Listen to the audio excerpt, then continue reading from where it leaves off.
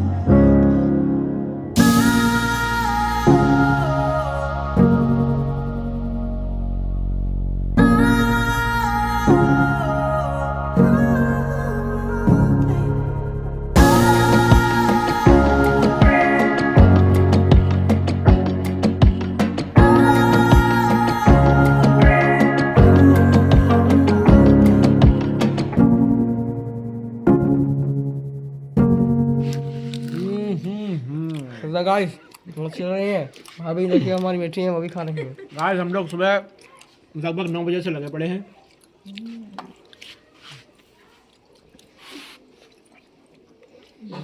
लेकिन जब पहली बाइट ली तो कसम से मेहनत का मजा आ गया। इसे बोलते हैं लिट्टी चोखा।